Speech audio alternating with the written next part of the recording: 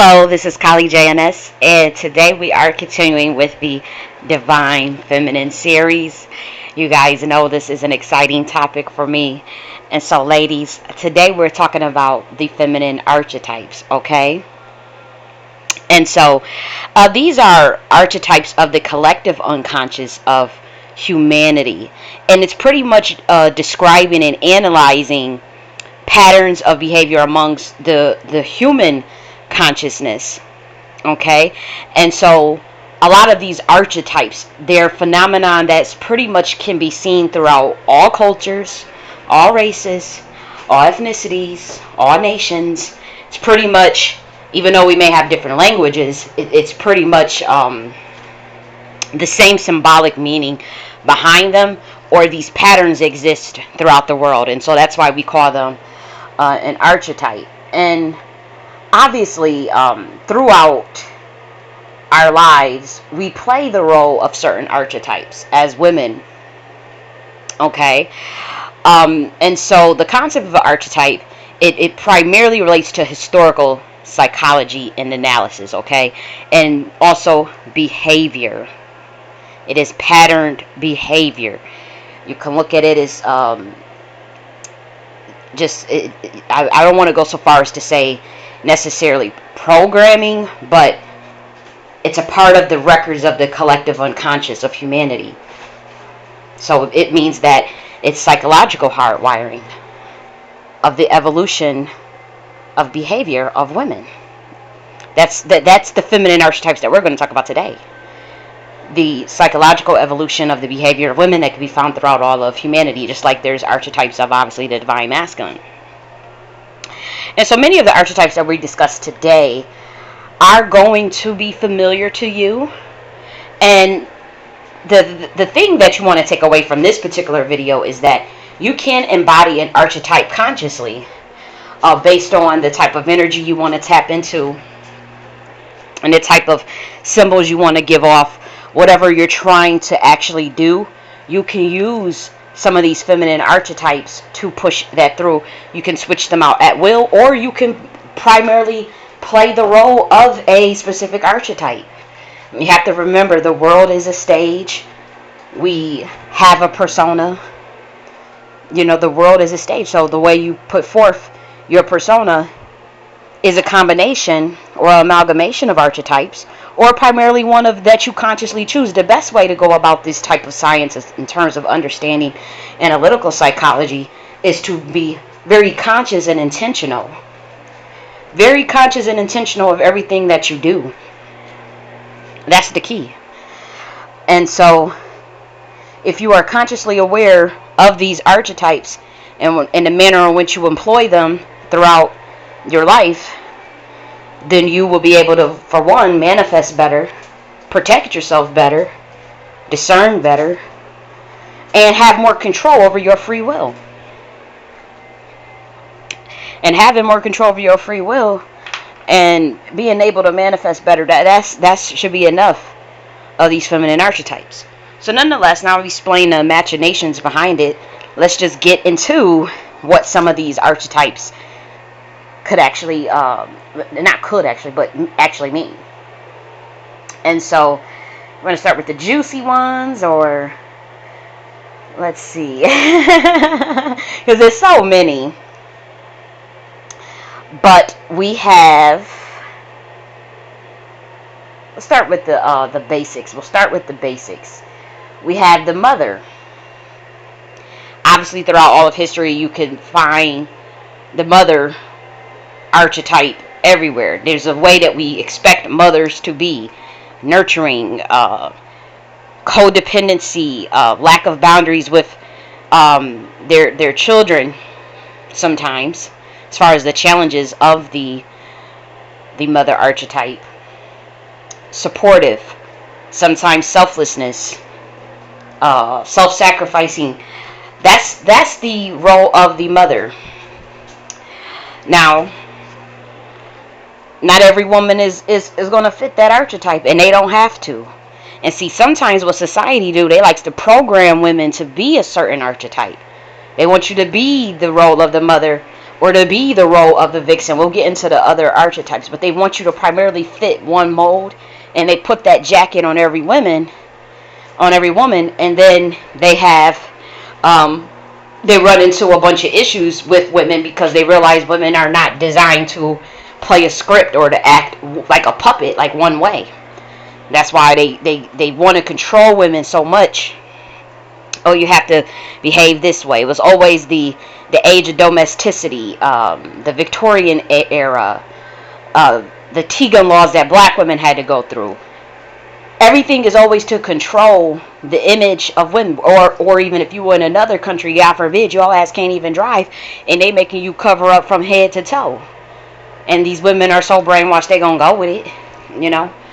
And sometimes they're doing it for their own accord, and if they are, then that God bless them. But let's be real, a lot of the times that's just social engineering, brainwashing programming, you know. But these are the archetypes that they try to put on the woman. The mother is a big one that they try to use to manipulate, especially on black women.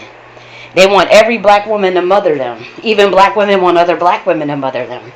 So it can be quite ridiculous, to be honest, at times, because again, not everybody is your motherfucking mother.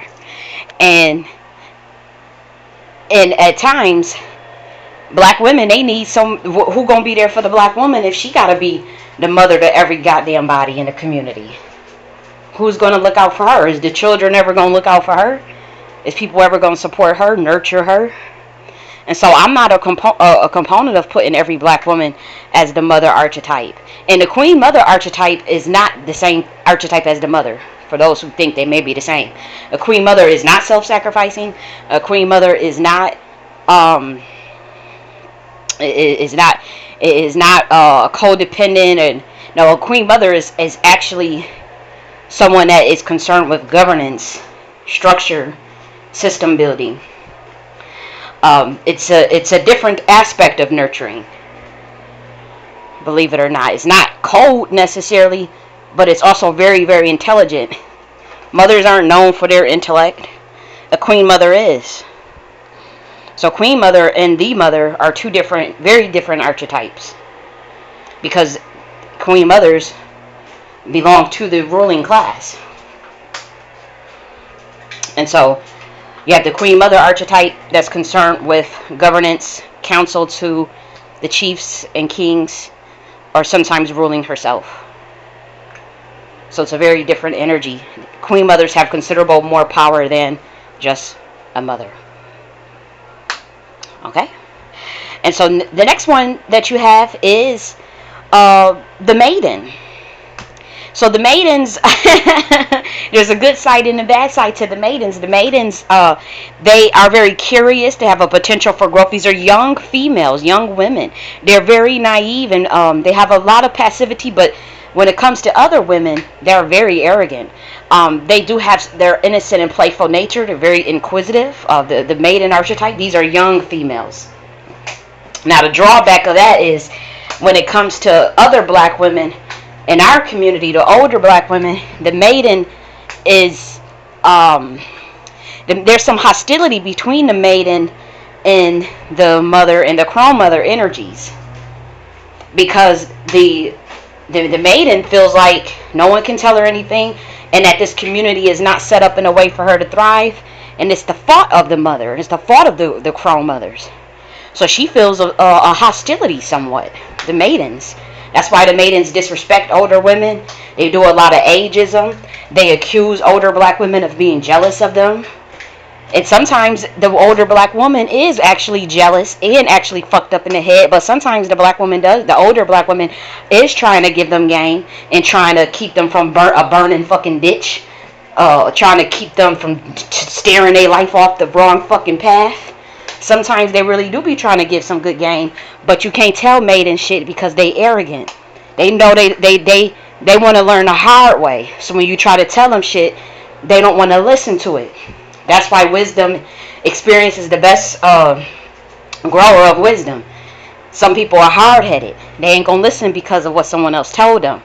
So that's the issue with the maiden, is they hard-headed.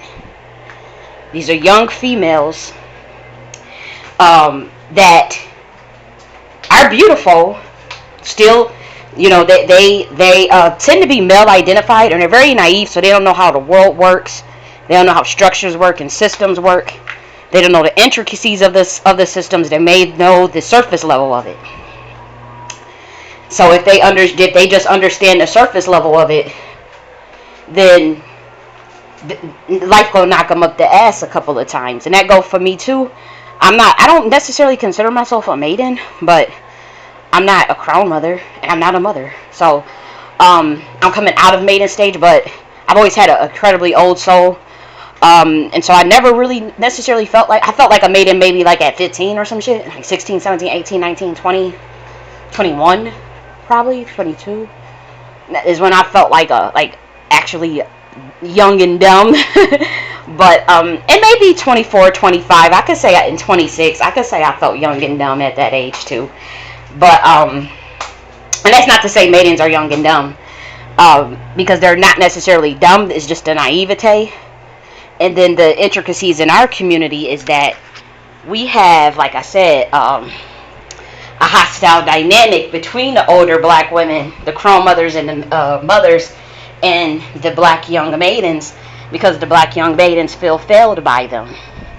They don't feel like they get the game from the older black women's. And so and a lot of times it's true. Like, I'm not even mad at them, because it is true. A lot of women's are not sister keepers. A lot of women's are set up queens, which means they'll set your ass up for failure, and they get off on it. A lot of these mothers will set up maidens to be single mothers. They own mother will do it. I've seen it in real motherfucking time, just so y'all know. I've seen grown ass women know that their daughter got pregnant, and instead of encouraging them to go, and go another route, they will encourage their daughter to go the cycle of poverty, become a single mother, and get on welfare. I've seen it with my own eyes, so I know it happens, instead of, another way. And to be honest, those women are doing that shit on purpose. Those older women are doing that shit on purpose. There's older women that will tell young maiden black women to go back to their abusive ass husbands that's beating their ass. I've seen that too. So that's also another element of it. It's a lot of hostility. And then, like I said, it goes both ways, because sometimes you'll have a older black woman that's really trying to look out and really trying to do the right thing, and earn her merit by looking out for the young girls. And the young girls are still hard-headed and disrespectful and arrogant. And the nicer you be to some of these younger girls, the more disrespectful they can be. They'll tell you that, oh, you're just jealous because no man wants you, or you just bitter and old. So you're trying to tell me, and then they end up a baby mamas saying the same exact talking points that the older woman was saying. There are literally social media examples of this. Like, I've seen this in real time in my real life, but this is also something that you can literally go and see with your physical eyes as a case study, just dead ass on the internet, of a bunch of black women, young maidens, disrespecting older black female teachers, saying they talking points are stupid and that they bitter and old, only for 2 years later going on the motherfucking internet saying the same damn thing, because life has taught them. They had to grow up and they learned the hard fucking way. And now they want to make, and after they done damaged the brand and sometimes the name of older black women that were doing teachings, that were trying to, give some game to black women. It's a cold world. It's a cold world. So the next archetype that we have is the huntress. So the huntress, she craves freedom. She craves independence. She has a lot of detachment. Sometimes she could come off aloof, very non-emotional. She's very courageous. She's very strong. So she likes to conquer things. She thrives in business. She may even thrive in corporate America. So the huntress, that's the archetype that many women fit, including many black women.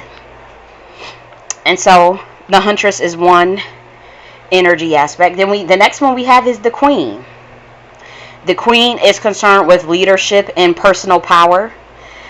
The queen has issues with control. Sometimes she could be trying to micromanage motherfuckers too much. She's very confident and uplifting. Her confidence spreads over to other people, and she's inspirational. She gives inspiration to her community. She is not necessarily the queen mother, because the queen is a archetype of leadership that you can apply in business. Like when you think of the Queen of Wands in the tarot, someone with good sales ability, someone that's so confident that they can, they're good with sales, they're good with virality, they're good with social media. Okay, so a queen archetype,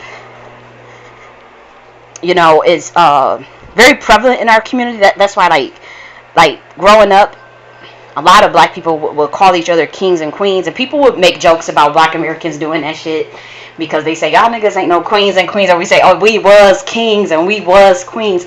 But nonetheless, besides the jokes, that was something that we had took on as a community, this idea of the queen and king archetype. It was just an archetype to lift our self-esteem.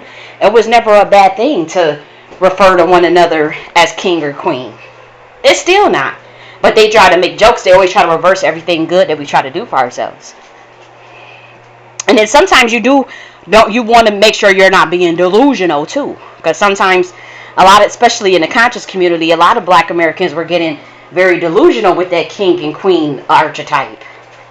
But nonetheless, the queens, the reason why the black Americans always call the females queens is because to be honest, they are looked to for their personal power and their leadership, regardless whether this community want to admit it or not. Okay? They also do know that black women are good managers, naturally, and good planners, but sometimes they do take it too far with the micromanaging. Sometimes they do, and I have examples of this. I watched the show Survivor. I watched every season of Survivor. Every season that you can think of. Oh man, I wish I knew the season that the baby, there was a beautiful black woman, beautiful, strong, powerful black woman that had got eliminated first. But she was the strongest. She had one of the first immunities was like, and it was the earlier seasons. We're talking about at least like the first 5 possibly. This was damn near 20 years ago. So I can't even remember the lady's name, right? But she was so powerful, and everybody was so intimidated by her, but they were willing to follow her. And her hang up, they were willing to follow her. They would have elected her the leader. And a survivor, because he had to pick a leader. Her fuck up was that micromanaging shit. And not listening to her subordinates. I literally watched this in real time, like, it was a big challenge, and she wasn't strategizing enough. And then there was somebody on her team that could strategize and gave her the suggestion, and she blew it off. And she was looked to as the leader. Not only that, they wanted to do one thing, and she, wanted to keep trying to get more stuff. It's running out of time. I wish I could explain like the episode better, so forgive me. And but it was a fascinating show because I literally witnessed it in real time. I'm like, what? So then they go back to the camp to build the camp, and she's micromanaging and dictating what everybody should do. And for the most part, they were listening. But I said, she fucking up. That's not how you can't micromanage people like that. Black women got that bad. Because that's what we do. Honestly, that's epigenetics. That is biological hardwiring. And I know the black man, he gets all upset. He does not like that shit. He used to like it, but he done seen other cultures and done went to Europe and shit. So now he thinks, that's why he overthrew the Queen Mother shit. But we know the results of that. But let me finish telling you about what was so interesting about that particular season. Now, this was the season that Stephanie was on. You guys remember Stephanie? She went on she was one of the greatest athletic chicks. She was one of the white girls that had really great athletic abilities. Just like the black girl that went home first. Now, she was the one that actually gave her the suggestion to leave some of the stuff and just go. And she wouldn't listen. This was Stephanie's season, for those that's wondering, like, what season of Survivor is she talking about? So, she didn't listen. But then when they were trying to build, I'll never forget, she said, everybody, we going to work for 2 hours and then we going to rest for 1 hour. That's too much micromanaging. They was looking like, what? I'm a grown-ass man. And, some of the white boys was like, what? And so they wanted her out. And they had even said it like, this is a democracy. This is not no dictatorship. It was just like, and I knew that was going to happen. Now, here's the catch. She knew, which I knew too, just from watching the season with fresh eyes for the first time. I said they won't win another challenge without her. And guess what? They never did. They had no leadership, and they was so in addition to, granted, yes, I understand she had some leadership flaws in terms of her micromanaging, but they should have just, the thing with white people, they like to be sneaky and not say shit and then just get your ass out the paint behind the scenes and don't ever address shit because they're very passive aggressive. They should have just let her know, you're doing too much. That's not how we roll. This is how we prefer. We want you to be our leader, but this is how we prefer you to be the leader. And so you need to, we want you to be the leader and whatnot, but you got to also chill out with that. That's all that needed. But they didn't do that. They wanted to be sneaky, and they had nobody on that team that could lead like her. Nobody, bar none. Now, she should have been listening. When they have things to say, you listen to your team. When they have things to say, suggestions, you listen. She should have listened to Stephanie. She should have all day. She should have listened to Stephanie, because sometimes you need blind people that can see your blind spots. You need people that's closer to the situation than you as a leader to be able to report back and give you that feedback and say, hey, we need to get the fuck out of Dodge. And when she gave her that suggestion, she didn't listen to it. But they got her out, and literally they never ever won a challenge after that. The whole team got eliminated for the first time ever in Survivor history. That never happened before. After they let her go, nobody was a competent leader. They actually had stronger athletic ability, by the way. They were stronger. But they didn't have any leadership, and nobody was good with delegation. Nobody was good with strategizing. No one was good with team morale, team building, team community building, trust building. No one was good with that. Believe it or not, that black lady was the best bet that they had, but also that queen energy, that micromanaging shit. She came in there like she was just the damn Gestapo. And black women are good for that. That's why they love to have black women in corporate America doing them managerial positions and at the front desk. They love them having. Anytime you go to any and I went to Ivy League school, they always had a black woman right at that front desk in many of those departments. When you go in and I remember I walked in one of the offices and didn't really know where I was going. Oh, within 10 seconds, excuse me. And I'm looking, it was a black woman at the front desk. You got to sign in, tell me what you're doing in here, what you here for, So they always have, they know that that's an ability of black women. So what this society does, with the American structure does, is say, how do we exploit that for our benefit, to where they won't use that energy to build their own motherfucking community. They'll be in corporate America building up our shit. But then our men are so hard-headed, and then it's like they kind of got like a resentment towards that power as well, because they want to be the ones. Then they already tried that, and we've seen how that turned out. Marduk, Inky and Lil, the black man. We've seen how that motherfucking turned out since you want to overthrow this queen mothership. So now look what happened. Look what happened. Slavery and colonization of all melanated people globally, because of some shit they pulled that they don't even want to really admit. That's why they love to try to shadow ban me and try to get me out the pay, or ignore and act like they can't see my shit, because I'm screaming this from the rooftop because it's true and they know it's true. Because a lot of them they still around. Them asshole Moors, they know what they did and they still around, and they still have a considerable amount of power, whether you want to believe it or not. And they are in America. And still in Europe. But mainly a lot of them in America. And infiltrated black American society. So, we have the queen. And so yes, many black women are queens naturally. They just got to work on their micromanaging. You can't come in there trying to dictate every little damn thing, and that's what made the men bulk up, because it was like, goddamn, like no. So that's the only thing the black woman has to work on, is that micromanaging and delegation. Shit, you chill rather than have people in command that can carry out a lot of the things that you want done. Shit, and chill. You ain't gotta do everything yourself or be watching every.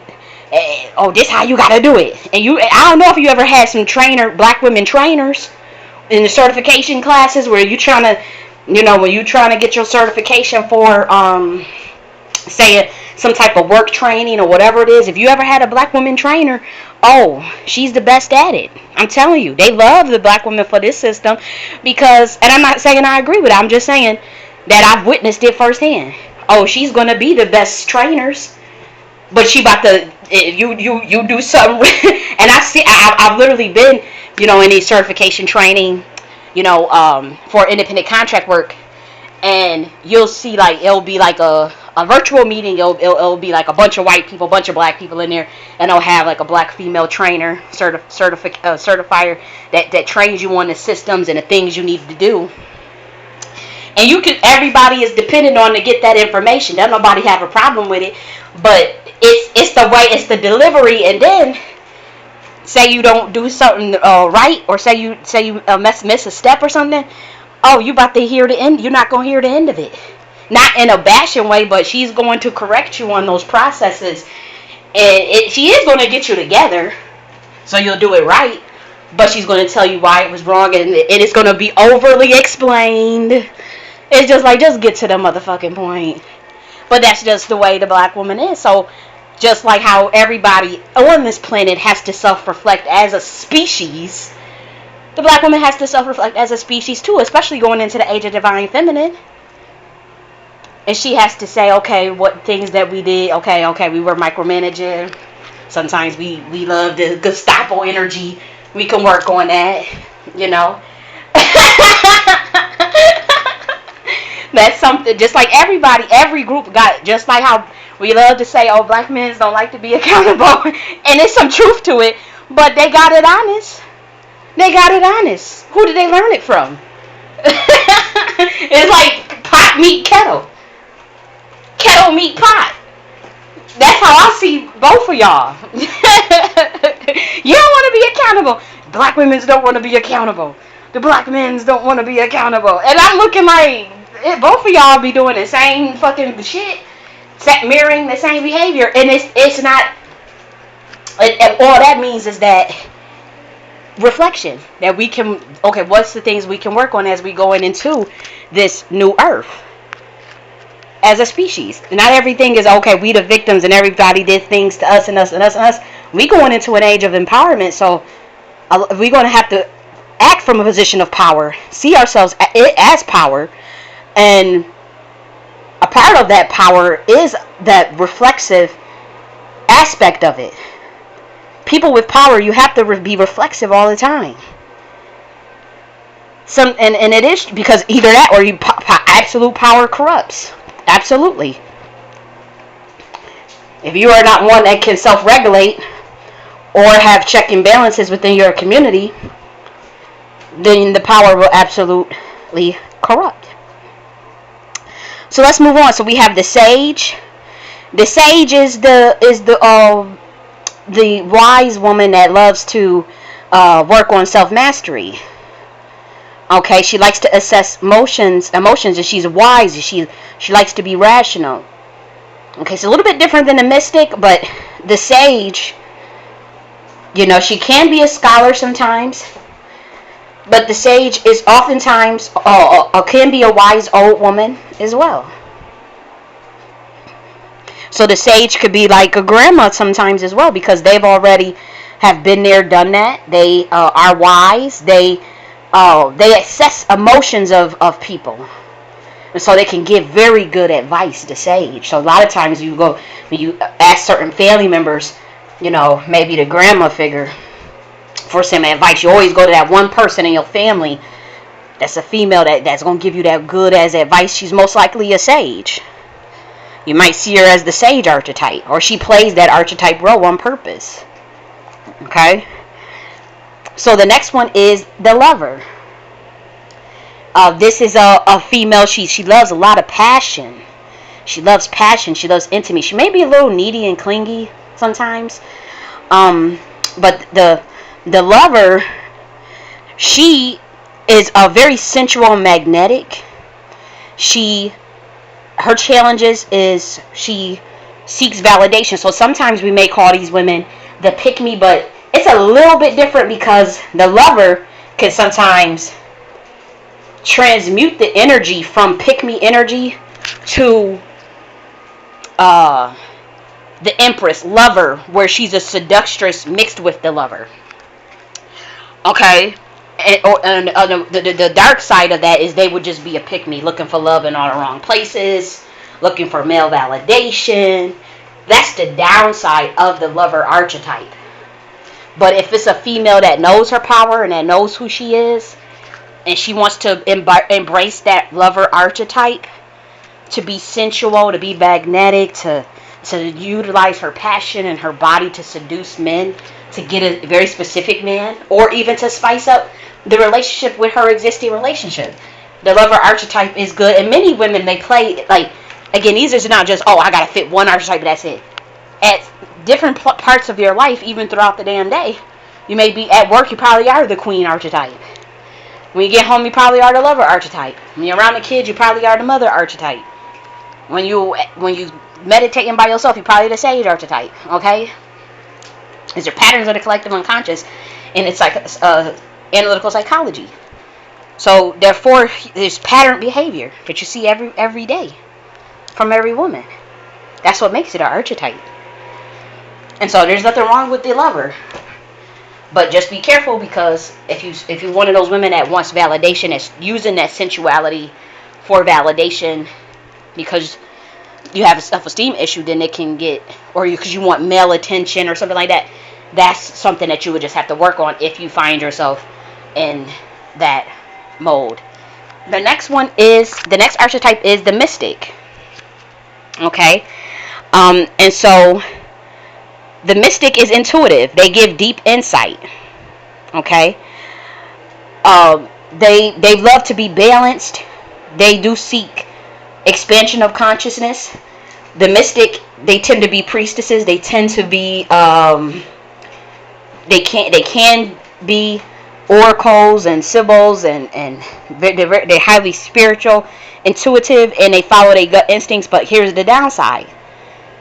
Here's the danger with the mystic. And I wear a mystic archetype all the time, so I know the downside of this is isolation. A lot of mystics don't like to be around a lot of people. We get lost in our own world. We create our own worlds. And we like isolation. But that can be a challenge for the mystic. Another thing is getting caught up in spiritual dimensions and losing touch with the grounded reality, the 3D reality. That can also be a side effect of a downside of the mystic. You have to be careful of that, because there's a lot of time spent in the spiritual realm, studying spiritual knowledge, doing spiritual practices, and even experimenting with the consciousness yourself. There's people that take there's mystics that do DMT. I never did DMT. You can actually produce more DMT in your body through your mind. And so I'm not a proponent of psychedelics for ascension. I'm not against it. It's just not my path, because I don't know much about it. And then certain Black Americans, they can't handle psychedelics like how other cultures can and how other people can. Even Africans can handle psychedelics better than Black Americans. Black Americans are a hybrid of an admixture that is very well thought out, to where, believe it or not, certain things could make us go permanently, mentally. And so I'm not a proponent of Black Americans doing a lot of psychedelics unless they know their path on what they're doing, possibly under maybe a microdose or something. But I would never say, oh yeah, go. No, because but I'm not gonna say it don't work because I'm pretty sure it does work for some people. I just know it's not my path. But I would say use cannabis if you're gonna do all that. But nonetheless, the mystic has to work on balance, and that's a part of the archetype anyways. And because the reason why the archetype of the mystic is consumed with balance, because it is a daily, you have to stay balanced. You have to stay balanced, or else your ass gonna be floating out down there in the interstellar gate or the fucking galaxy. If you activate your transpersonal chakras, then what? Then your crown chakra, because you got beyond your crown chakra, you got your soul chakra, which is about 6 inches above your crown chakra, and then you got your stellar gateway chakra. Most people don't ever talk about that because they don't want people to know about it. But mystics, they experiment with that type of stuff. They don't mind going, trying to touch the galaxy and the cosmos and trying to, they be doing certain things. They may be astral projecting. They may do all types of stuff. They may be, and so they have to be very careful and balanced at all times. So that's the mystic. If you are a mystic, that's just something to know. That's your challenge for you. It's making sure you don't lose touch with reality because of the time spent accessing other dimensions, or the whole process of visualization itself. Okay. So we do have more archetype. We have the boss. Okay. And so the boss is just a tad bit different than the queen, because she uses the boss energy. Sometimes that could be used in the bedroom. It's kind of like it's a lot more domineering. It's a little bit different than just micromanaging, though. The boss can be a little domineering, but she can use that energy in the bedroom as well. Yeah. Then we have the siren. Everybody knows about the siren. They have unbridled erotic energy in its purest form. They're very seductive. You have sirens that they command attention in any room that they go into. It's a little bit different than a lover because they're not doing it for the male gaze or even for the expression of love. So it's different than a lover. The siren gets energy, harnesses energy off of the attention and the seduction of others, the power that she wields over other people. She gets power from that energy, and she uses it for herself. She's not concerned necessarily with other people either. Then you have the sophisticate. This is the sophisticated woman that is consumed with like elegance. They love world travel. They love to travel a lot, and they do have a mysterious side to them. And so the sophisticated woman, that's who the black community, they like to call those women bougie, and you bougie, bad and bougie. Those are, and we know growing up, like we had that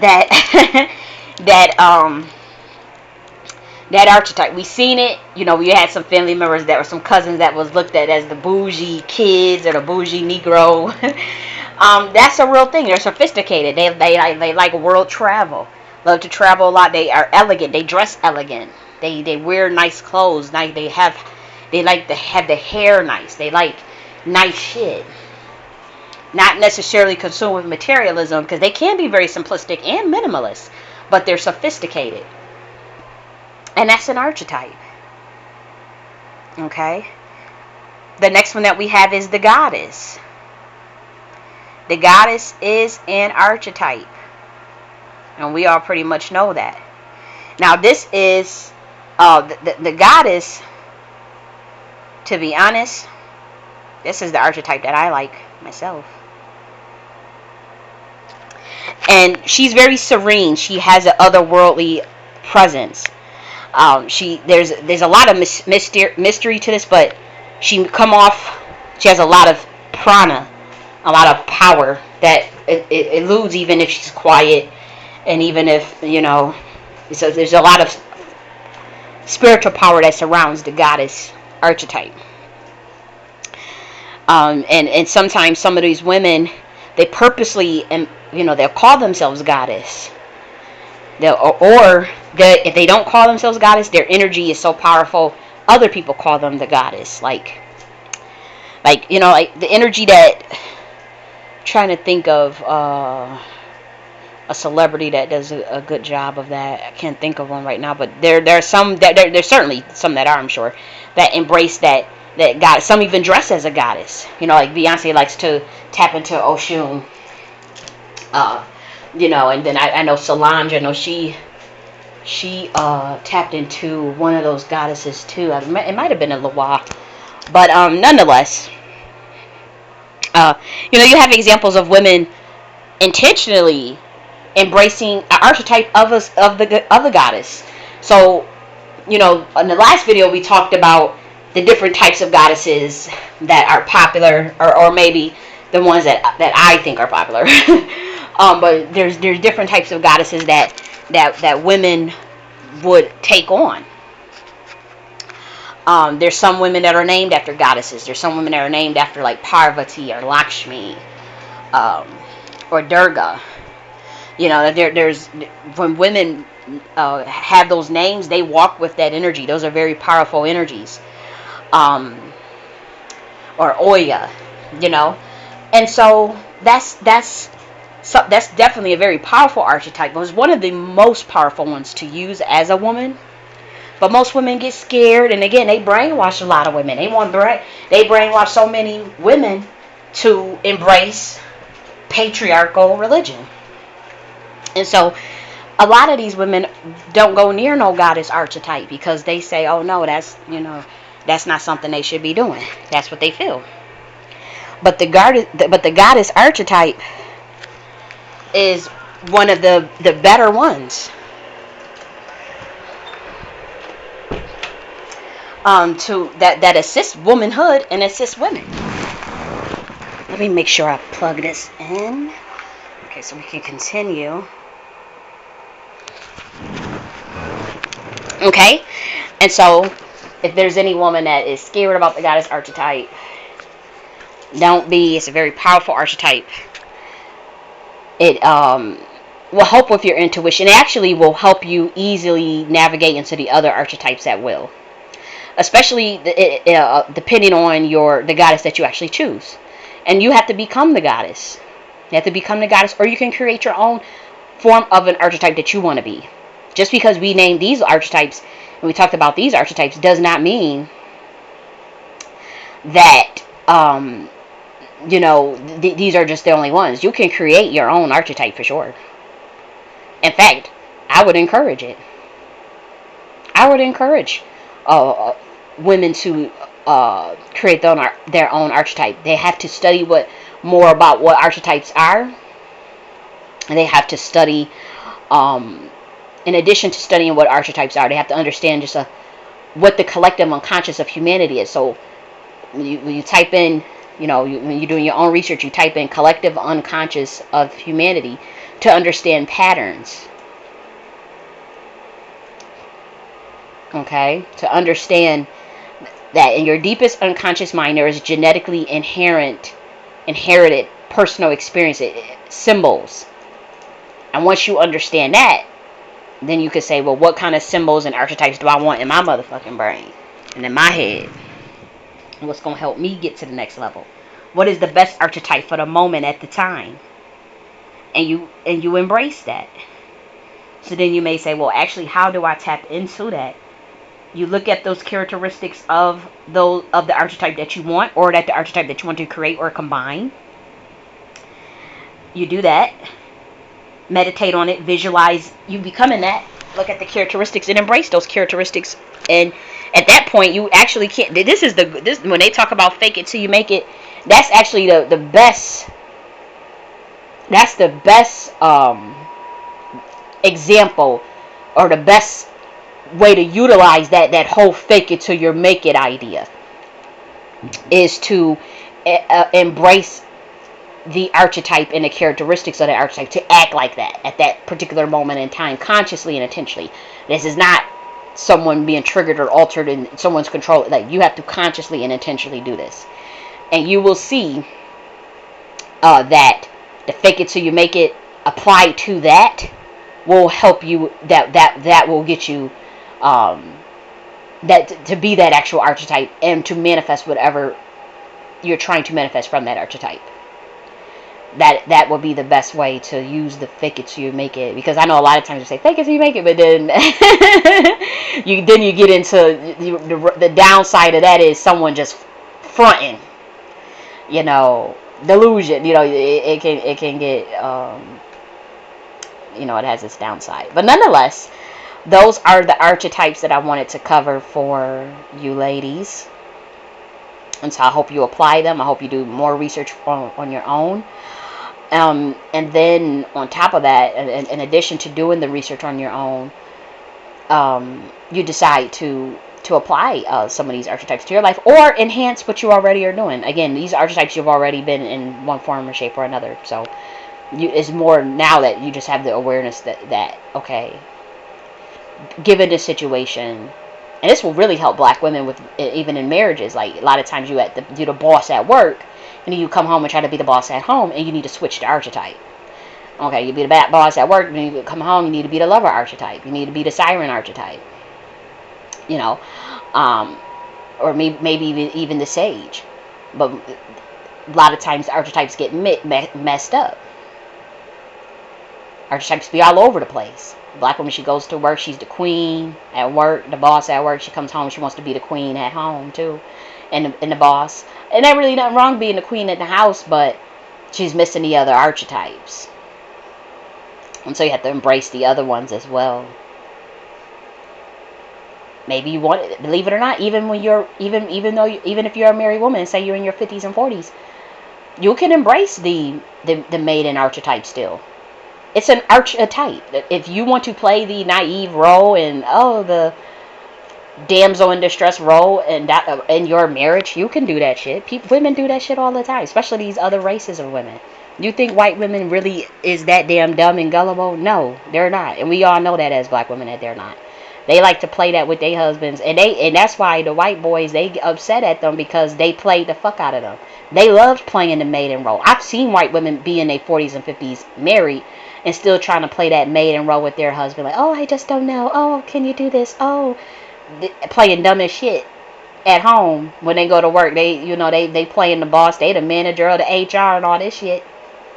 And when they come home, they go right back into that maiden role and lover role, purposely. And we know they're very shrewd and calculating and cunning with it, and they do it on purpose. If you watch the Game of Thrones, they show good examples of that. It's a bunch of shows with examples of women playing dumb and playing down and all that. I necessarily don't agree with playing dumb, or even playing down necessarily for no man.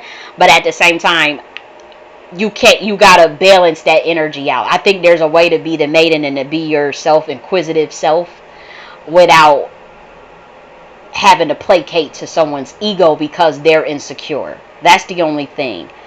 Sometimes it is, you want to play dumb to catch a fool, or play dumb to get something out of, so you could benefit from something. I get that, but just, sometimes the white women, they take it too far. So that's another thing, like, with the black women, they don't necessarily utilize the maiden archetype in their relationships, or the lover archetype in their relationships, because we utilize the queen archetype. But these black men, they have an obsession with the maiden archetype. Just so you know, black men have an obsession with the maiden archetype, and that's why they always like a spicy Latino, so soft and feminine and all this stuff. And then they get with those women, and they get a shocker, because they realize all women are fucking same. It's just they playing an archetype. That's how stupid men are. They can't even realize that women are they came up with the whole energy of consciousness itself. This is what the divine feminine is about. And so the switch up with the archetypes is a real damn thing. Maybe black women just like to, they like to play the queen role, and it could be annoying, so they think, let's go over the Sally Sarah, and she's playing the maiden role.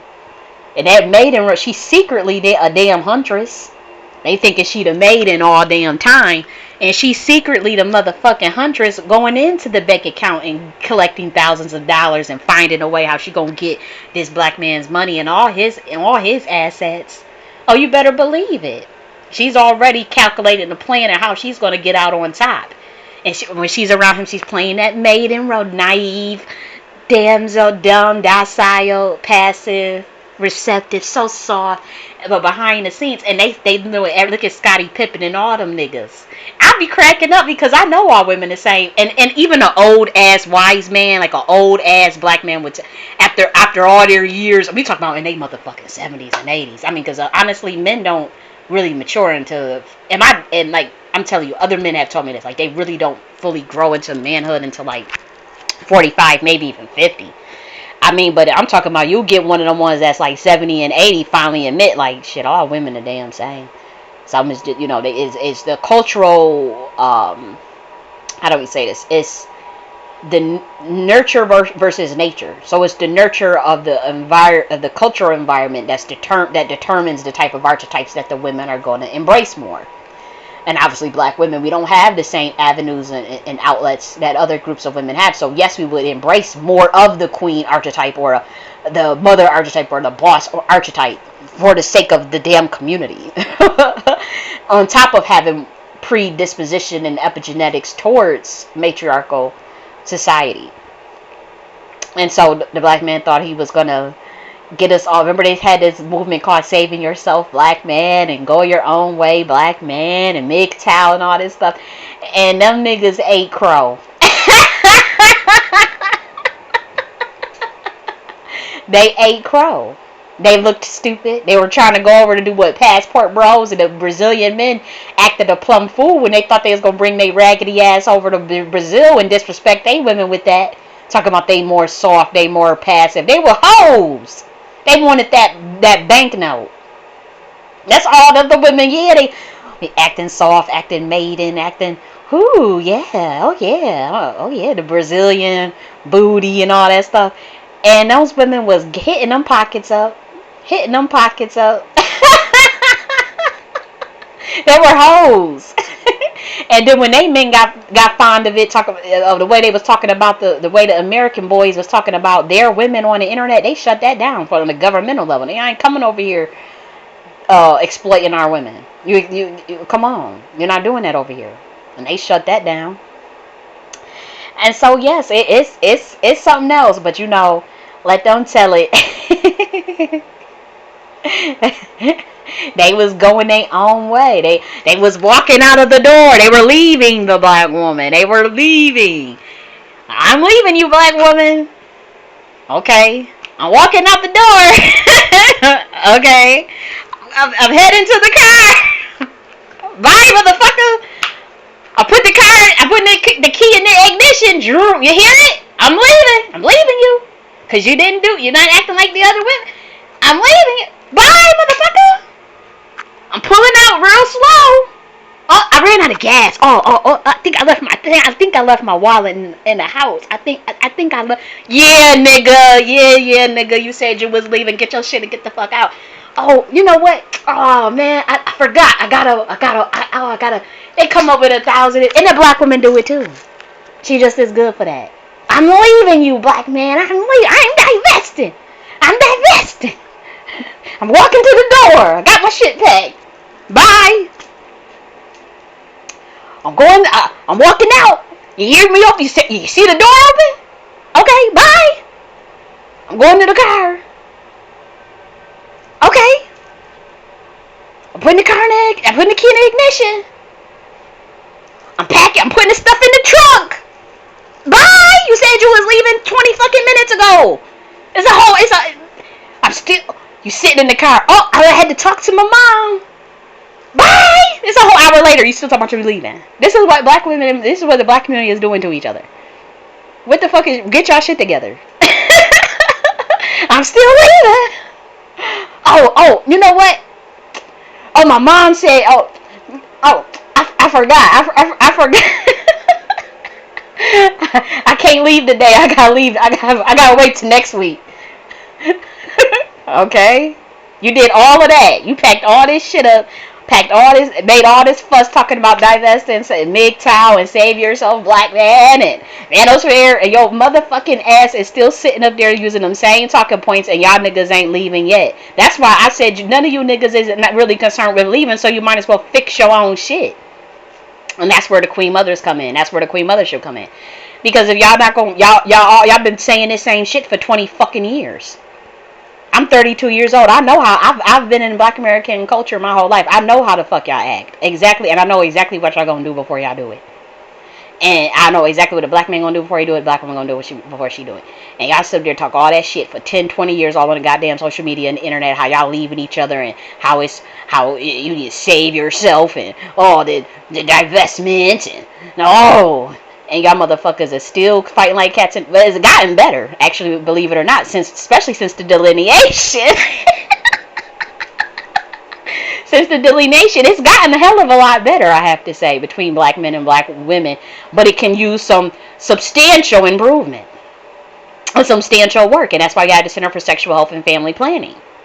It can use some substantial improvement, but it's gotten better, especially since we gotten a lot of these crazy ass melanated immigrants out of the paint. It was a lot of them because they actually have issues, systemic issues with their men in Africa.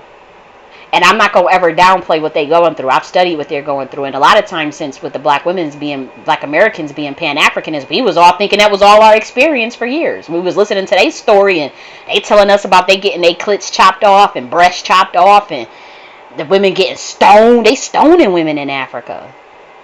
You know, they doing horrific things. They still got child brides. They doing Boko Haram and stuff. And so I'm not ever going to sit up there and try to clown those women for trying to figure out a way of how they going to get out their situation. Just because black American men are more manageable and they give you some bullshit too. They'll give you their ass to kiss in a heartbeat too. You got to check them. But they are more matriarchal than African men. It's just as simple as that. Now here's the thing. The African man was matriarchal at one point and completely lost his ever-loving mind. They completely automatized. I don't know what's going on in their brain, the way they treating their women over there. And it's not all of them. I'm sure it ain't all, every damn tribe. There's still tribes in Africa that's matriarchal. So I can't paint that whole brush on Africa. But I know a lot of these African women, when we hear them talking about Zaddy, we hear the African woman, you know, she's fed up and she wants to divest and all this stuff. And a lot of times, she was bringing that to the black American community. It was causing a lot of drama for everybody. And even the African man was bringing a lot of his hatred of the female to the black American community. And it was throwing everything off. It was like, what the hell is going on? These African men would get on there, the weave, talking about weave and makeup and stuff and stupid shit. And we looking like, what? Like, what the hell? And you're not even in our culture. Like, you don't even understand. We started seeing a pattern. Like, what?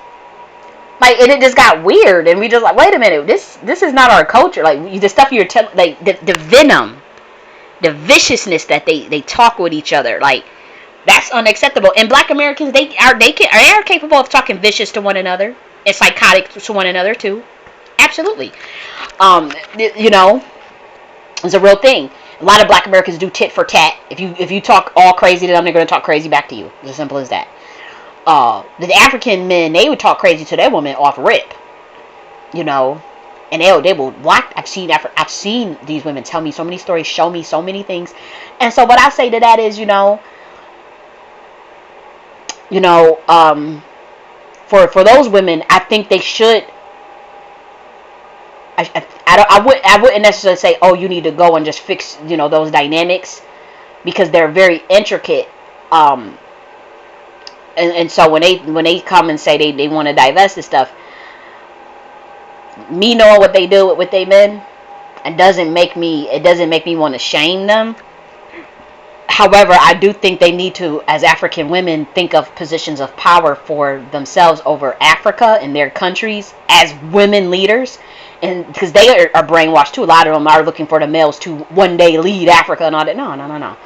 think they need to take the mantle on that and set the parameters. Now, when it comes to their dating life, that's their business. But in terms of the culture around how African women get treated in Africa, I think that the African women need to step up in very powerful positions of leadership, and they need to start their organizations. They need to really organize and start to look out for the females in Africa, the children, the females in Africa, to make it better as far as the treatment.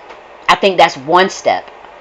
As far as some of the things that they have to deal with, I don't necessarily think you have to go with white male, but if that's who you fell in love with, and that's a genuine relationship, and it's not as a result of the anger that you have at your community, then I think that that's sufficient with anybody. We in 2024. You can't control what people do with their dick and pussy.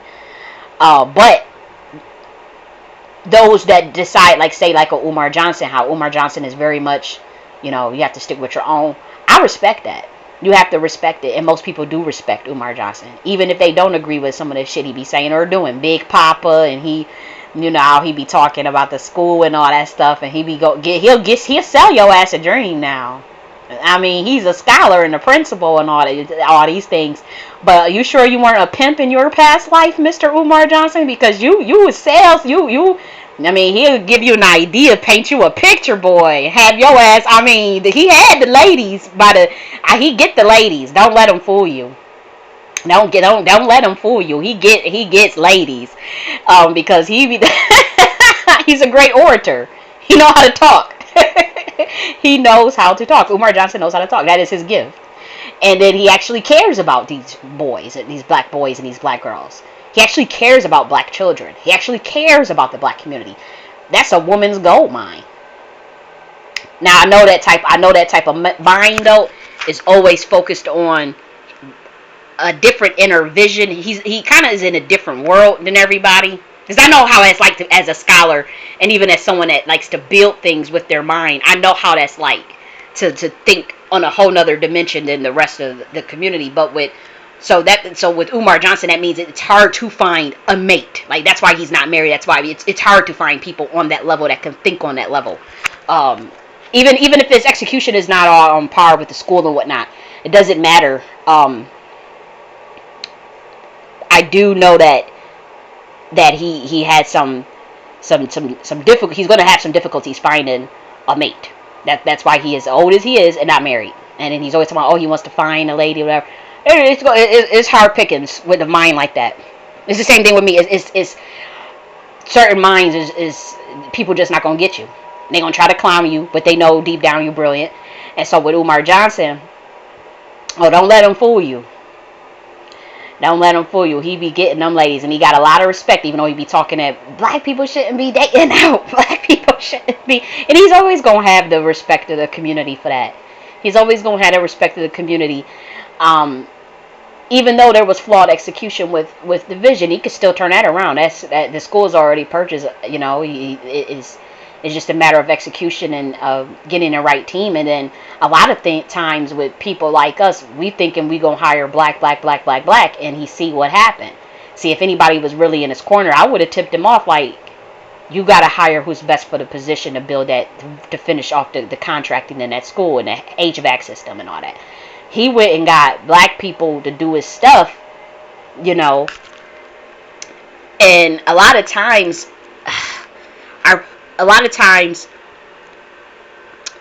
he said that they were sabotaging the work. Like, it was his own people. He paying them, or and they were sabotaging the shit or not doing the job to the best part. A lot of times, they'll intercept when you're on that level, Umar Johnson, and they know that you're trying to build a school and you need contractors and all that stuff. They already have intercepted the business, pretty much. They already intercepted, and by that I'm talking about the COINTELPRO. And so say you go online and you thinking you're going to look for an actual contractor or whatever. You're thinking you're going to find a contractor that can do HVAC and electricity and all this stuff, and you look and make sure they're black. That's already set up to where they are. It's already a sabotage mechanism where it's already And I know that may seem far fetched, but you don't know how advanced this stuff, the COINTELPRO is. You don't. People will never understand how advanced it is. They can intercept business like it's nothing. They do it all the time. And so a lot of times you were having those problems, and I would have told you, like, it's either gonna be COINTELPRO, or if they want something for nothing, or they gonna do a half-ass job. If it comes when it comes to black people.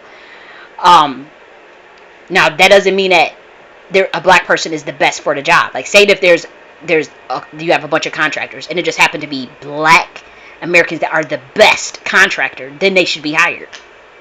But if they are not, if they have, you go by the ratings, you go by the reviews, you go by their portfolio. Look who got something to lose, black or white.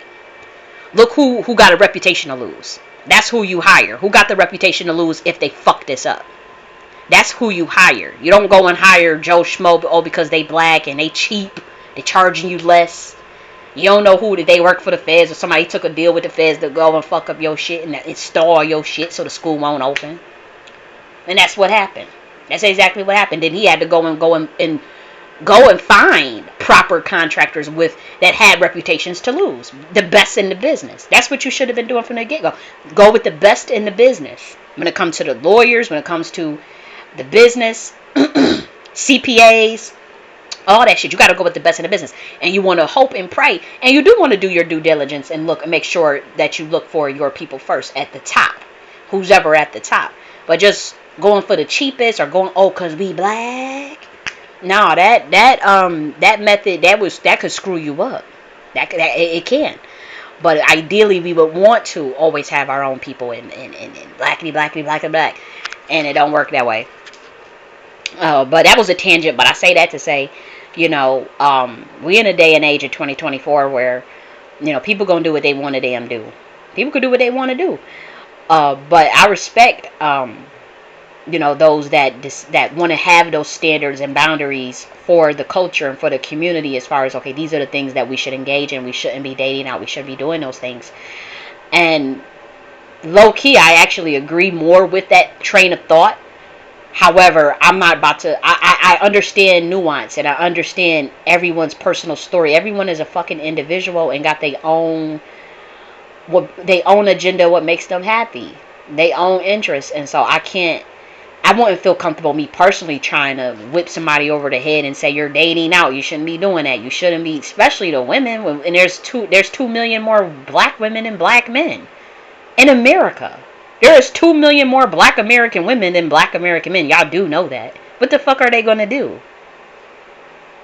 Either they going to become mystics or celibate or do whatever, or become an oracle, or they going to have to go date out, or they going to have to go get some African nigga or some Spanish or Latino or Asian nigga or white nigga. That's what the hell they going to have to do. Is 2 million extra bodies on this planet in America, 2 million more black American women than black men? Black American men? What are they going to do?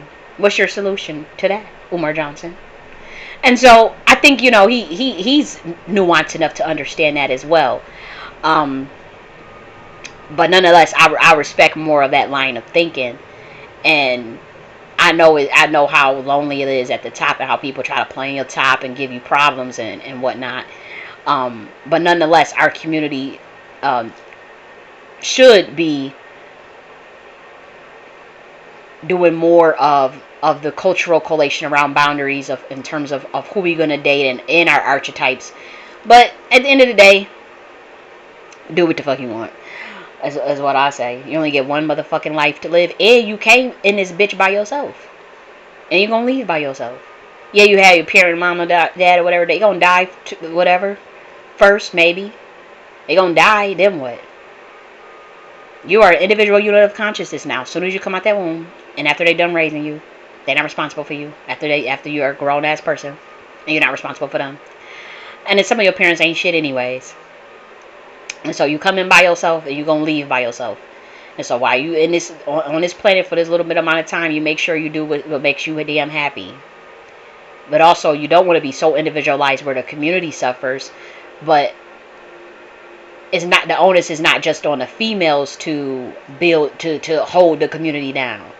Everybody want to monitor what the black woman is doing, but niggas get to go out and date whoever and chase white women and do whatever the fuck they want to do. But then they want to crowbar black women over the head anytime they want to go and date out, but black men date out twice the amount of black American women. Mind you, there's 2 million more black American women than black men, but they date out at double the rate. But then y'all want to call black women bed wenches and all this stuff? Now get the fuck out of here with that. We follow logic around here. We follow data. I'm not addressing any. If you guys think I'm talking about Umar Johnson, I'm not, because Umar Johnson I don't require him using no term bed wench. So I'm not talking about. I'm just saying, like, this fervor, this anger that people get at black women for dating out, and it's like, the fuck, like. Have you ever studied our logistics? Do you even know, like, what black women go through? Do you know that black men and black women have a 37% marriage rate, and that y'all date out twice as much as black women? Like, y'all do, like, why are y'all ignoring that? Why do you got your face and tooted up in the air because you want to say someone's a bed wench? Do you not know what the fuck is going on in our community? That is so reactionary and so illogical. To be running around, it's black women running around calling other black women bed wenches and mammies because they dating out, when they motherfucking ass is single and some miserable ass struggle love relationship, gotta do 50-50 and pay all the bills. Fuck, broke ass nigga.